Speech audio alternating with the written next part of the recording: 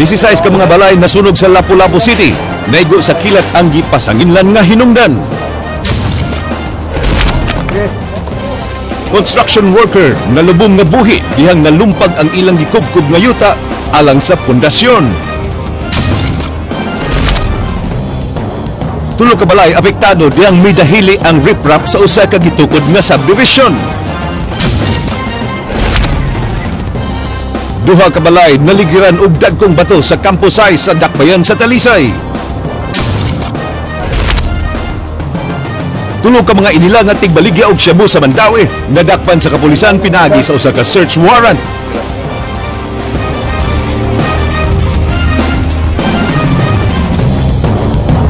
Mayong hapon Sugbo, Kabisayan, anina ng mga balita, uban ang kinatibok ang puwersa sa News 5 Cebu karong adlang Huwebes, petsa 28 sa buwan sa Agosto, tuig 2014. Ako si Dennis Tanok. Inyo sabning madungog simulcast sa Radyo 5 101.9 News FM alang sa mas komprehensibong impormasyon. Ako si Andrea Patenia. Padayong na sinati sa Kabisayan ang daotang panahon gani kagabi mibunok ang kusog nga uwan nga nakamugna og pagbaha ingon man pagkahulpa sa yuta. Diin doon na gyud nakalas nga kinabuhi og nangagubang kabtangan. Sama kaganihang buntag, tulo ka panimay sa bukirang barangay sa Manipis sa Dakbayan sa Talisay ang naligiran og bato ug may nalang kay abtik nga nakabiya ang mga namuyo. Gani na sinati ni Jinky Bargio ang pagpangatagak sa bato kaganina. Napuno sa mga bato ug yuta kining parte sa dan sa sitio Kampusay sa Barangay Manipis sa Dakbayan sa Sugbo, human midahili ang yuta pasado alas 6 kaganyang buntag. Nakita ni Noy Rudy ang inanay nga pagdahili sa mga bato, busa daling misyagit kini dihang iyang nakita nga padong na kini sa balay sa iyang silingan. Dali sab nga nakagawas sa ilang balay si Julita nga nagkugos sa kapin tuig niyang anak. Ang dakong bato milapos sa ilang kwarto ug milahos sa lain pang balay. Huwag mong tanaw ito po, dari mong tanaw sa silingan ako. May ganun, nabanda sa sigunting ang bato. Upang mabanda, igo ko. Yeah, maglungag na lagi ko kay para makakaon para pamahaw. Sus karon niingon naman sila pahawa mo diha kay kanaog mo kay nanay bato. Nidagan sa ko patubag bitbit ko ring mata. Nidagan ko nga pikas balay.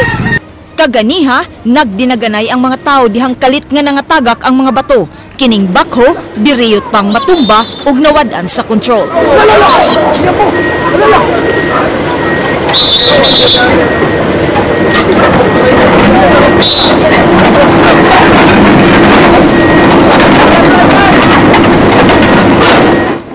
Daghan sa motorista ang natanggong samtang nagpaabot nga mahuman ang clearing operations sa Manipis Toledo Wharf Road. Ato gining bantayan karon ang lugar ug ato gining i-assist og mayo kung safety ba sa pag-agi sa mga motorista pohon kung ma-clearing na ni kini mga debris nga niali sa kalsada.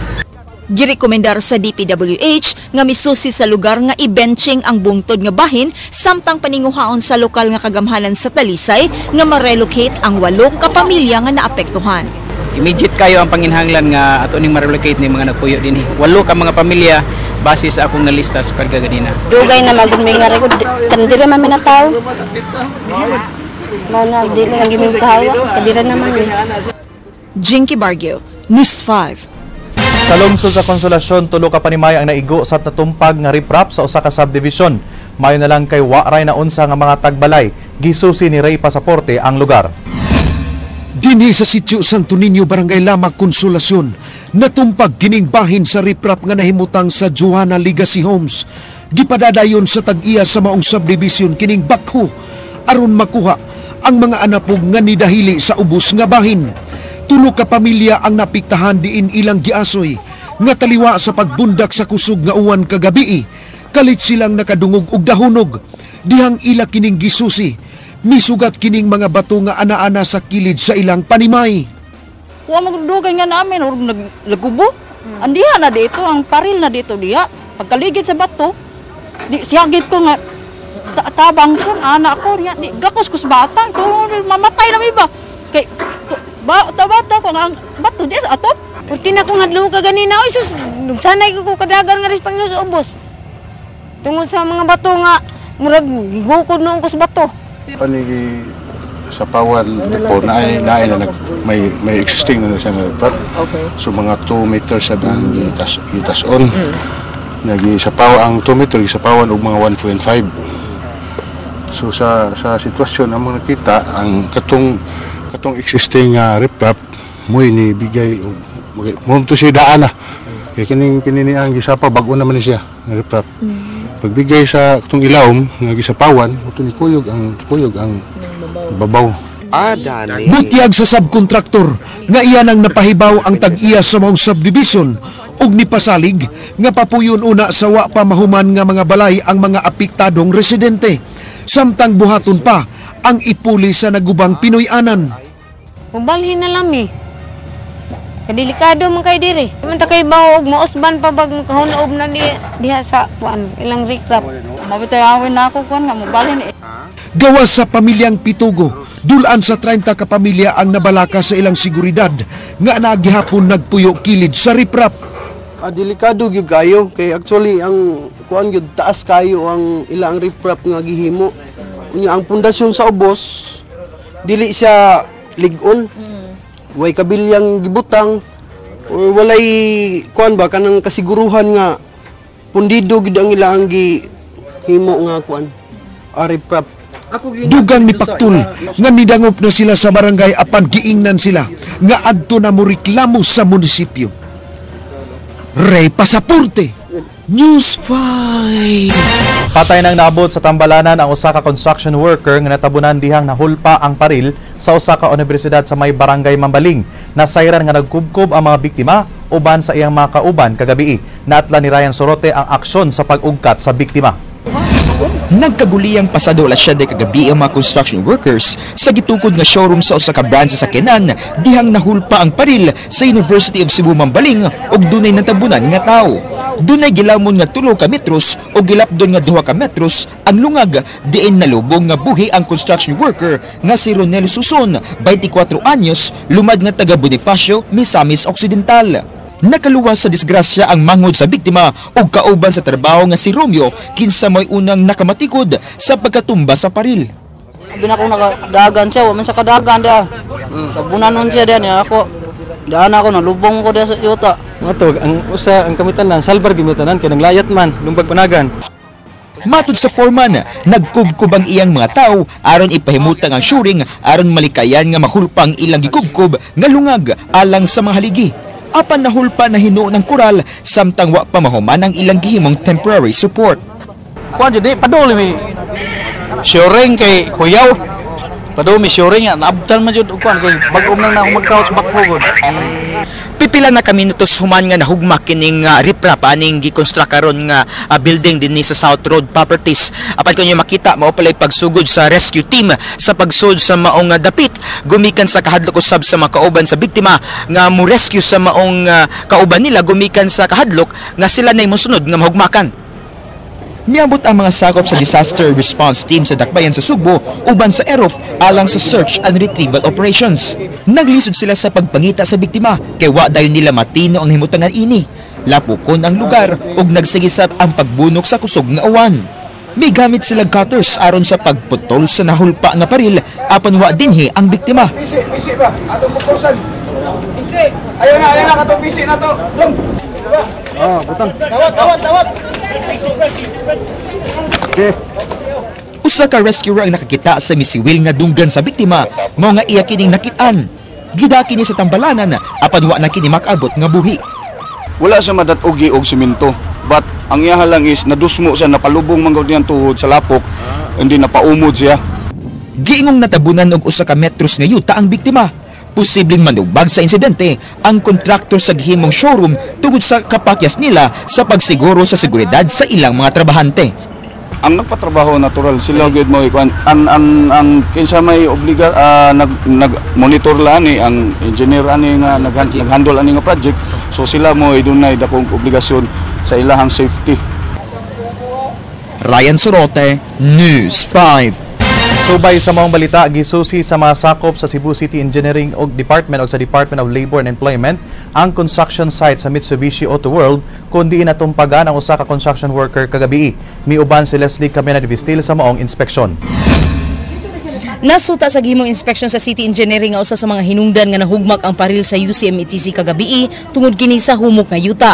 Dinhisab na sayran sa labaw sa mga buhatan nga si Engineer Jose Marie Poblete nga wa pay building permit ang maong proyekto. Mao nga mipagawas siya og cease and desist order sa pag-construct sa building. Karon kay nahibaw-an man nato wa pa sila permit kining CDO muka dili bisan pa og na sila bisan pa og ma-comply na ning kining methodology gani sa pag-strengthen, they cannot dili pud nato start ang pagpadayon trabaho unless ma-issue na ang permit ato yun. Samtang ang Department of Labor and Employment mipahigayon sa bugpakisusi, ilang tuyo nga masuta kun wa bay nahimong kalapasan ang kontraktor nga nagdala sa mga trabahante. Mato ni Kenneth James Borbos, ang Employment Officer sa Doli 7, nga ilang iduso sa kauluhan ang ilang nakolektang impormasyon. Among tanaw ng regarding sa safety and health na to, if work related ba ang workers. Then amo sang ikuan sa assessment is ang labor standards. If covered ba siya og kanang benefits katong worker nga affected. Muhatag og tabang ang kagamhanan sa lakbayn sa Sugbo sa pamilya sa namatayng construction worker. Normal man naman sana mamatay within the city government, tuunan sa DSWS, and of course within the territory sa Ciudad Sugbo, whatever is available as a financial assistance, we're always ready to extend. Leslie Caminari Vistil, News 5. Wa makapaong sa sunog ang kusog nga uwan kagabi nga giubanan og kusog nga hangin, hinungdan nga naugdaw gyud ang 16 ka mga panimay sa barangay Bangkal sa Dakbayan sa Lapu-Lapu. Kilat ang giingong hinungdan sa kayo matod sa mga nasunugan. Ryan Sorote, Sugin Limi. Naugdaw sa miulbong sunog pasado alas 7 kagabi ang 16 ka panimay sa barangay Bangkal, Dakbayan sa Lapu-Lapu. Way nasalbar nga mga gamit ang mga nasunugan tungod sa kapaspas sa pagkatap sa kayo. Matod sa mga residente, ang miigong kilat mo'y nakaingon sa brownout sa tapit taliwa sa pagbunok sa uwan.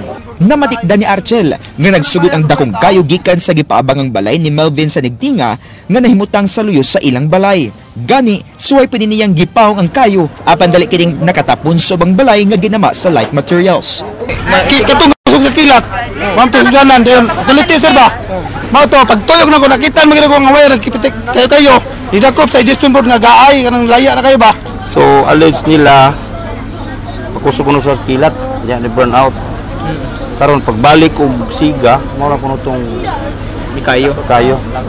Wasab dayon madungog ang pagpagigtabang sa mga residente tungod sa kakusog sa uwan, inubanan sa dugdog ug kilat. Dugay sab naabot sa dapit nga nasunugan ang kabombiruhan tungod sa kahagipot sa daan ug sa bugat nga traffic. Interior part. Liso jud kayo di kaagi atong fire truck. Traffic sad. Giisa sa third alarm ang sunog nga dunay danyos nga 200,000 pesos. Ryan Sorote, News 5. Gilaray at tubangan sa Cebu City Hall ang mga bagong sakyanan nga ilang pinalit. Kini naglangkob sa tulo ka mga ambulansya ug usa ka pick-up alang sa disaster team. Gawas sa ambulansya ug pick-up, giingong umaabot pa ang napu ka police cars ug siyam kalaing ambulansya nga gipalit sab sa Cebu City Government. Nasayran nga ang hinungdan kun nganong nag-abot-abot ang maong mga sakyanan kay alang kini sa pagpangandam sa umaabot nga APEC Summit ug sa International Eucharistic Congress.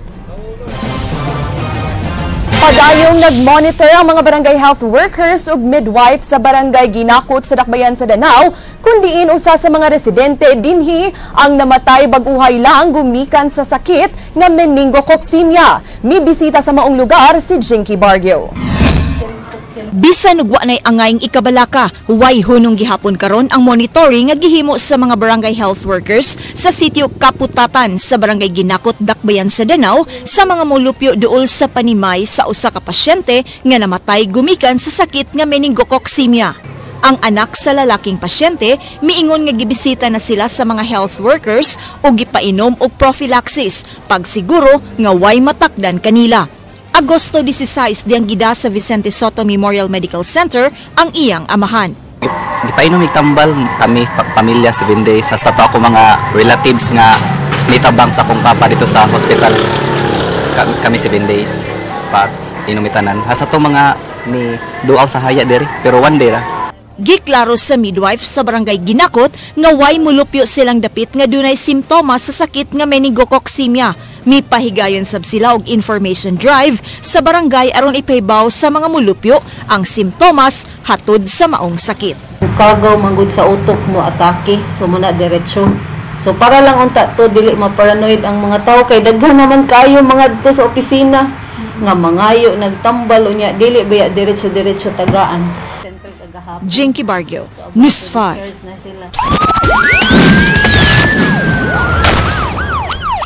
Gobernador di kumbinsido nga wa nay droga sud sa CPDRC. Iyang gimando nga di lugakan ang pag-imbestigar sa gikatahong pagnegosyo og shabu sud sa maong bilangguan. King Perez, Suginlimi. Kung ipagkukumbinsido, I'm sure there's still napaginadehan, no? Nagduda si Governor Junjun Davide nga buhi gihapon ang iligal nga kalihukan sa gidiling drogas sud sa Cebu Provincial Detention and Rehabilitation Center. Kinibisan pa nga way nakuhang drogas o paraphernalia ang PIDEA 7 sa gihimong anti-illegal drug operation sud sa bilangguan. Gibalhin na usab ang tulo sa unom ka mga jail guards nga gidudahang nalambigit sa pagpasudog drogas. Matud pa sa gobernador nga di sila makasakop sa paggamit og droga sa mga piniriso kay kausap pa sila naka-inspeksyon sa tanang selda. That's why we need to really be aggressive in this CPDRC in atong pagkampanya diyan, no, to eradicate peddling or kanang mga pagkuha sa mga drugs diyan, sa pagdistribution sa mga drugs diyan, himo tayo ng source or mo'y daghan po diya sa sur nga namaligay among the inmates themselves. Di sabdayon pa sa iluon ni Davide ang unom ka jail guards nga gidudahan nga nalambigit sa pagnegosyo sa droga sud sa CPDRC. Natinga ang gobernador sa gipahibaw sa mga tigbalita nga giundang na sa Committee on Discipline and Investigation ang pag-imbestigar sa mga jail guards tungod kay way ebidensya. Apan bisan sa kakuwang sa ebidensya, gimando gihapon na pagbalhin sa assignment sa mga gwardya aron lang mawagtang ang mga pagduda nga dunay negosyo sa droga sud sa CPDRC. Gipanguluhan ni Provincial Administrator Mark Tolentino ang maong komitiba. I will talk later to the Provincial Administrator. No? Kinahanglan but there's already a report ng good. But sige lang, I will talk to the Provincial Administrator because he's the chair of the CODI. Samtang gustong hisgutan ni Davide ang mga patay nga nahitabo sa mga drug operation sa sunod nga meeting sa Regional Peace and Order Council. Well, number one, kasagaran ani drug-related, no? So meaning, we're making strides atong campaign against drugs. Doon na lang yung mga nahitabo mga casualties, no? King Perez, News 5. Kapulisan mi deklarar nga dili rub out ang nahitabong pagpatay sa usa ka inila nga drug pusher sa barangay Tisa kagahapon. Ang namatay unang gialarma nga armado o gikatahong misukol sa mga sakop sa SWAT. Ani ang report. Gibarugan ni Cebu City Intelligence Branch Chief Police Superintendent Romeo Santander nga di rub out ang nahitabong pagpusil patay sa gitumbok nga level 2 drug pusher sa barangay Tisa atul sa pagresponde sa mga sakop sa SWAT kagahapon sa hapon. Mato ni Santander, misukol si Alvin Parba sa mga pulis human gialarma nga armado. Gani na recover ang kabhang sa .357 nga revolver ni Parba sa crime scene. Gipaabot sa CIB ang resulta sa paraffin test sa lawas si Parba aron pagpamatuod nga nakapabuto kini sa iyang armas. Mabitaw ma'am, that's the reason nga we conducted paraffin ma'am, no, sa victim. Although na may admission sa part na mo nga mo lagi na ni-retaliate me.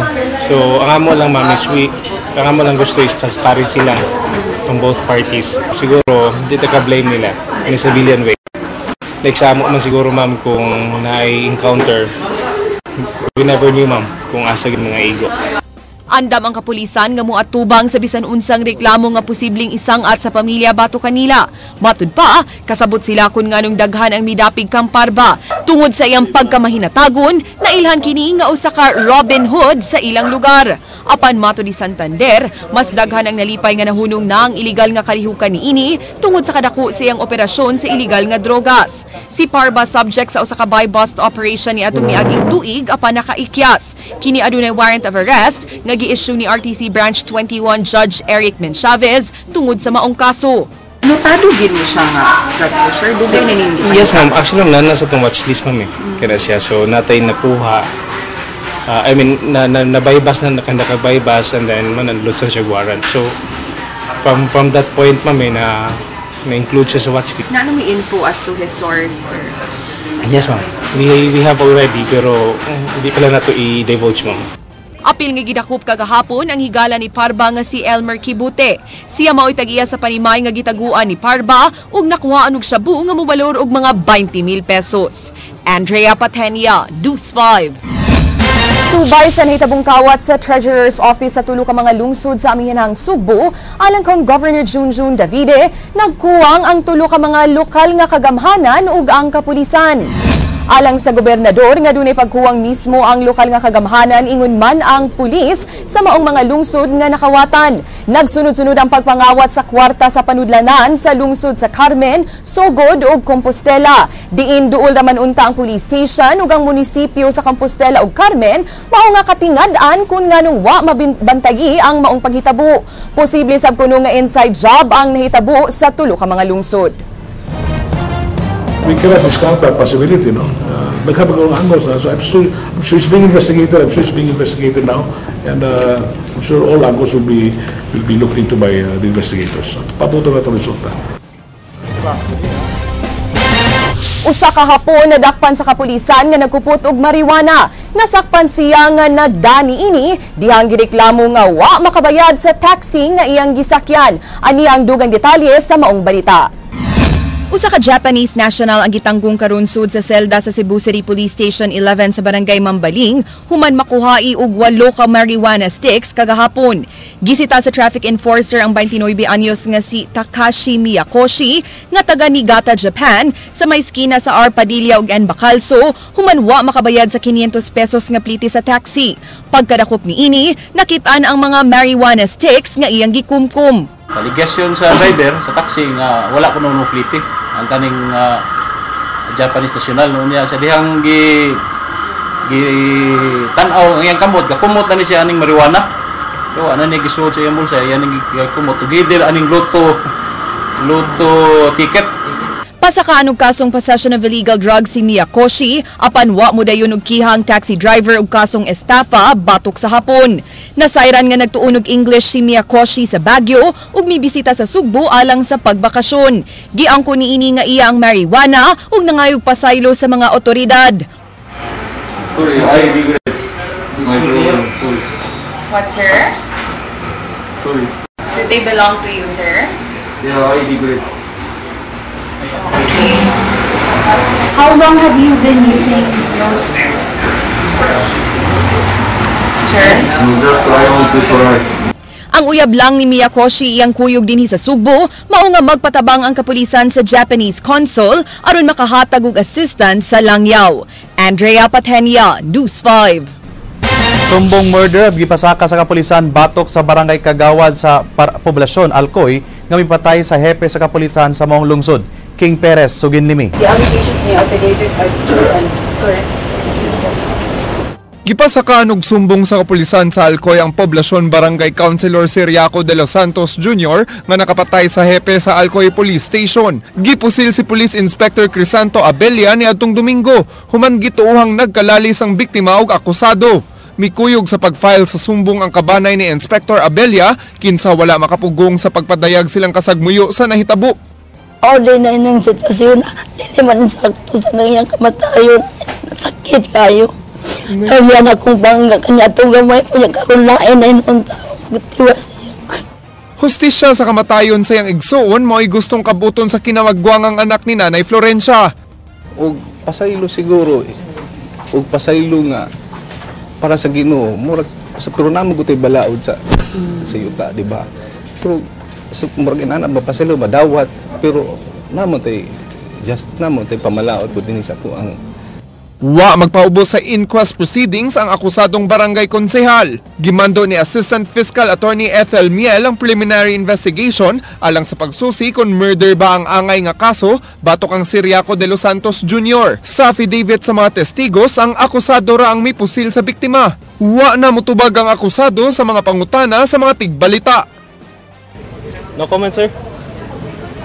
Hatagan og 7 ka adlaw ang habig sa depensa nga musumiter sila mga counter affidavits usa ipahigayon ang 15 ka adlaw nga preliminary investigation sa Provincial Prosecutor's Office sa reklamong murder nga giatubang sa barangay councilor. Well, actually ilang gi-charge is murder murder. Yeah, murder. Since mag-waiver man, napay counter affidavit, we have to assess everything if mukuan pang elements of murder, musulod ba? King Perez, News 5. Daghan nga sumbong ang ipasaka batok sa magsuong pulis kinsa gireklamong nangulata sa ilang silingan nga babay. Sud sa balay niini, nasayran nga ang dala nga pusil sa usa ka pulis walay lisensya. Andrea Patenya, Suginlimi. Gihanay na sa Cebu City Police Station 10 sa Barangay Punta Princesa ang mga kasong isang at batok sa duha ka managsuong pulis.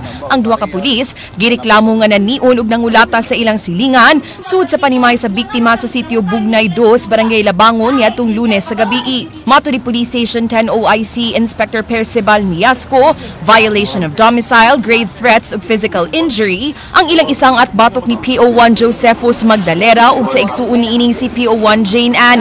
Si Josephus na-assign sa Bohol, samtang si Jane Ann ubos pa sa field training sa Cebu City Police Station 6. Igo na lang silang nagpaabot sa go signal sa biktima nga si Gladys Alyasada. Nag-agad kami willing anytime, pwede may makakuha ng dispute affidavit nila. So mag-agad lang tayo na kay kining biktima, nagtrabaho sad. So ni-promise sila, mubalik sila. Tuloy ko naman siya. Anytime kay at large man ang filing, regular filing man nara sa ilaha kung ano sila balik ko. Saan sila nga karong Monday. Nasuta gikan sa buhatan sa FESAGS nga way lisensya ang kalibre 45 nga armas nga nakuha gikan ni PO1 Jane Ann Magdalera. Giangko ni PO1 Josephus Magdalera nga iyang armas apan way record sa maong pusil ang FESAGS. Apan tungod kay si PO1 Jane Ann maoy nakuhaan sa maong unregistered firearm, kini maoy mapasakaan og kasong illegal possession of firearms. Wala man tay exemption ani. If you possess firearms without license, pareha gyapon ang offense sa civilian, illegal possession of firearms gyapon. Matod sa OIC sa Station 10, ang magsuon magatubang og sumbong nga grave threats ug illegal possession of firearms. So kung na-absorb naman siya sa grave threats, manam to siya ebidensya, so manang gito ato mapasaka nga kaso ang grave threats kay with the use of firearms, maangagya po ng firearms. Andrea Patenia, News 5. Wana makaipsod sa kapulisan sa Dakbayan sa Mandawi ang tulo ka subject sa search warrant nga ilang giserve sa iyo ganiyang buntag. No bain og shabu nakuha gikan sa mga dinakpan. Jinky Bargio, Suginlimi. Bitbit ang search warrant nga gi-issue ni Judge Teresita Galanida sa RTC Branch 56, gironda sa iyo kaganyang buntag sa mga sakop sa Mandawi City Intelligence Branch ang panimay ni Edgar Avenido dinhi sa sitio Bacoston sa Barangay Umapad, siyudad sa Mandawi. Giingong naabtan pa sa mga pulis si Avenido nga nagbahig sa mga iligal nga drogas. Mato ni Police Superintendent Josefino Ligan, di mo menos 200 gramos ang mabaligya ni Avenido matag semana. Nakuha sa panimay sa suspect ang 124 kagagmayng pakete sa shabu gawas sa duha ka laing medium-sized nga putos. Makita nato sa mga ebidensyang nakuha, sumahog ni siya nasa level 2. Makadispose siya more than 200 grams in a week. Oh. Bago orang bago. Spasil. Ako mula kailaganin na ako.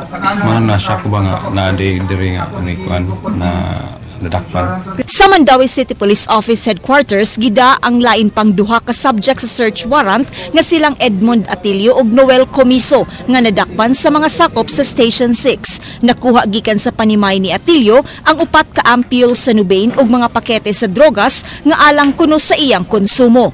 Ang laing dinakpan nga si Comiso nakuhaan sa bugtulo ka bulto sa drogas sa iyang Pinoy-anan. Gipaybaw sa hepe sa Mandawi CIB nga subsub na karon ng ilang operasyon, labi na kay ang tanang 27 ka mga barangay sa Mandawi apektado na sa ginadiling drogas. Gamit na ako. Ang kining kang Edgar Avenido gikan og pasil. Ang kang Atilio Talamban. Kini kang Comiso Cebu City gihapon siya. Jinky Bargio, News 5. Gidimalas ang usa ka snatcher sod sa usa ka jeepney paseroan dihang nadakpan dayon kini sa mga pulis nga nagsunod sa ilang gisakyan. Muba si Suginlimi, Andrea Patenya. Usa ka nagpailang tigbaligya og limonsito gidakop sa kapulisan human nangawat og cellphone gikan sa usa ka 4th year medtech student. Kini nahitabo kaganihang udto sud sa 04C nga PUJ nga nagbiyahean sa rota nga Ramos, Lahug ug Carbon. Ang suspect giilang nga si Jerry Munares, 31 anyos, samtang ang biktima niini mao si Precious Bado, 19 anyos, nga lumad nga taga Dumaguete. Mato ni Precious, wa siya nakabantay nga natagak di ay iyang cellphone ug giilugan kini ni Munares ug sa laing babay nga pasahero. Siguro silang duha ang nai-intent na mukuha ato, then sakit pa man akong uba, then kanang kabantay ko nga gailuganay sila na sila giilugan. Ulo ko kabalo kung unsa. Diyon pagkaman ato kay si Manong man ang nakadaog sa ilang fight for my phone. Ning dagan si Manong. Kana na may cellphone ni. Napo gipunit po sa tigawang cellphone ninginang ko na ming duha. Nga, ang ko na ming duha nga ako ang cellphone. Mo to. Yang ko na nimo. Ninginang ko na lagi ming duha lagi. Nga. Oh, mga dim po sa tuyahan sad. Kana kasadahan mo ba? Hindi man sa tuwin mo. Iskaryo na. Nauna to ba? Malapit daw ba? Nauna ko. Suway ng cellphone god. Si Munares maoy nakakuha sa cellphone ug kalit nga mikanaog sa jeep. Wa kini swerte kay ang nagsunod nga sakyanan mga pulis sa Cebu City Public Safety Company kinsa daling migukod sa suspect. Igo man ning labay silang sir din gidgukod si Manong. Dayon mo to gidalagan siya nilang sir police. Dayon si Manong kay ning sakay man og 04C na pud nalain. Unya mo to kung gistress silang Manong police. First time ko na kita cellphone mo sa kay bawo ngayahan na cellphone ma'am. Ni unsa man ta kanimo diyan? Wala ako. Dili sa. Ako na tong gamit mo ko suwag cellphone man na ba. Wagi kay cellphone sukat-sukat? Wa ka suway. Suway nga nangayog pasaylo si Munares sa biktima apan desidido kini nga mupasaka og kaso. Ngayon lang tawo pasaylo niya ma'am ba. Ngayon lang tawo niya pasaylo. Para lang sa akong mga bata lang ako kay gagmay gayo gani eskwela pa akong asawa na akong asawa sa Puente ma'am ug ito kay bawo gani. Pwede niyo adtuon gani ma'am yung kay bawon nga na ako dakpan ko gani. Wa pa ko ito. Yung mo duty pa ko ron kasi malit na gay ko. Extensionan ko ani man nung bantay ra gyud kanak ko. Oo, ning tawag pud akong mama, di ana ako mama nga. Filean do kag kaso mo para matagam ka. Pwede na nimo uturhon ba to think na naman day kay children. Andrea Patenia, News 5. Gobernador Junjun Davide di pabor sa pagbiya sa Central Command sa nahimutangan niini sa Camp Lapu-Lapu. Kini ang usa sa ilang hisgutan sa bag-o nga pangu sa CENTCOM. King Perez, Suginlimi. Usa ka courtesy call ang gihimo sa bagong pangu sa AFP Central Command nga si Major General Nicanor Vivar ngadto kang Governor Junjun Davide. Sa maong panagtagbo, may pasalig ang pangu sa lalawigan ug sa armadong kusog sa Kabisayan nga magtinabangay aron magpabilin nga malinaw ng sugbo. Gipahibaw sa gobernador nga magkita sila og usab aron hisgutan ang pagpatuman sa Memorandum of Agreement alang sa pagbalhin sa Central Command ngadto sa dakbayan sa Lapu-Lapu.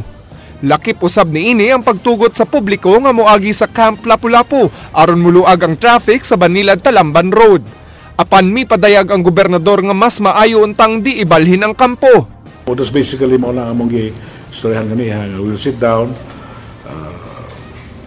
para tanawon kung sa'y maayo, kung sa'y buhaton, padayon ba ito, dili. Nanong adto man ang kampo layo kayo, nang ikasudo na yung mga emergency, kinalan somewhere central, mabitag ito na kuan. So depende, amo pa ng that's one of the top, that's one of mo nang among pagasabutan pa. Laing hangyo ni Governor Davide sa bagong pangu sa Central Command na mapabiling insurgency-free ang lalawigan sa Sugbo. I told him we'd like ma-maintain yun nato ang status sa province as insurgency-free. Pero dito sa Cebu, wala na po dito. Samar at sa Negros, may mga konti pa po dyan. Kung adunay mga rebeldeng madakpan, may pasalig ang bagong pangu sa AFP Central Command nga respetaran ang tawhanong katungod niini ug dili mohimo og mga tinumo-tumo nga kaso. Usa sa mga pasangil sa habig sa magtiayong Tiamzon nga gilang pangu sa Communist Party of the Philippines, matumo lang ang mga kaso batok kanila sama sa illegal possession of firearms and explosives. Ang mga Tiamzon ug mga kauban gidakop didto sa lungsod sa Luginsan.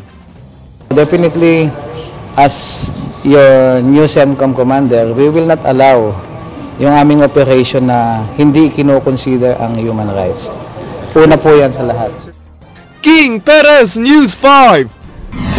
Gobernador sa lalawigan sa Sugbo mipasalig nga suportaran ug panalipdan sa Kapitolyo ang pangu sa Anti-Illegal Fishing Task Force.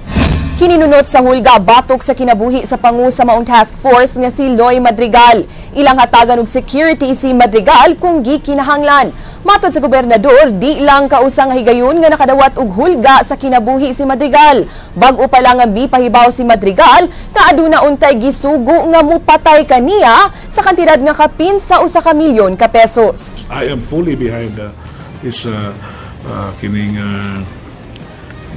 Mr. Madrigal's enforcing our anti-illegal fishing laws, our maritime laws here. Namang tayo ordinansya ganito nga liana, natay ordinansya ana. So we are behind him.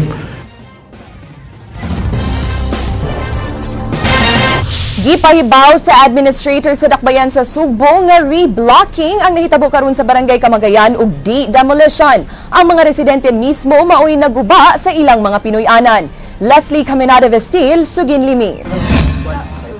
Giklaro ni Cebu City Administrator Dr. Lucille Mercado nga voluntary ang pagpangguba sa kabalayan sa may city center sa Barangay Camagayan ug igo lang nagsunod sa hugaw sa agi sa pagpanguba ang probe team mao nga assistance lang ang gihimo sa City Hall ug way demolition nga nahitabo. Ang paglimpyo sa dapit alang sa himong reblocking.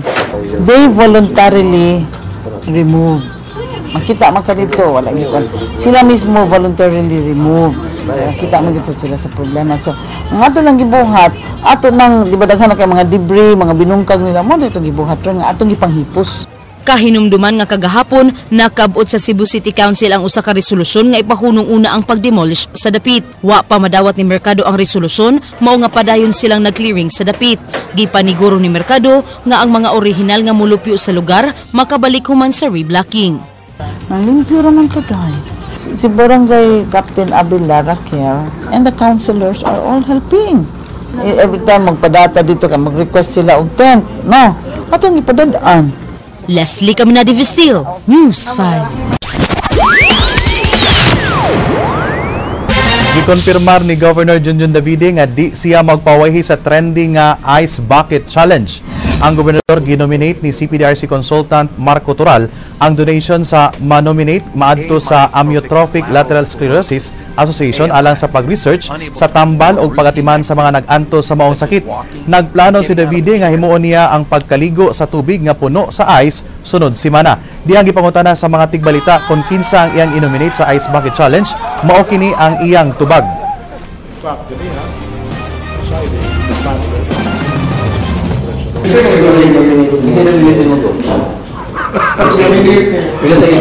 Ako sa muna si King Perez. Ay lang nag-blocking ay sa sakit. Parang cube ice ang tingani. Cube ice, tubig, kaya na ito na eh. Gikan si Davide sa Inter-Island Tourism Policy Forum nga gitambungan sa mga delegado gikan sa 11 ka mga island provinces nga inila sa ilang turismo sama sa Sugbo. Namulong si Davide sa maong tigom din iyang gipasigarbo ang turismo sa probinsya. Dagang leksyon na nakuha sa gobernador ato sa maong kalihukan alang sa tourism policy. Giyan ay paniini ang iyang report isip delegado sa forum lakip na ang kun unsa nga mga good practices ang sa ubang island provinces ang nahimong sundon sa Sugbo alang sa kalambuan sa turismo. Ako panggipahan ay ang report kay ako man i-report niya pod unsay akong unsay nakatunan ako dito unsa poy angay nato nga mahimong magamit para sa atong tourism industry.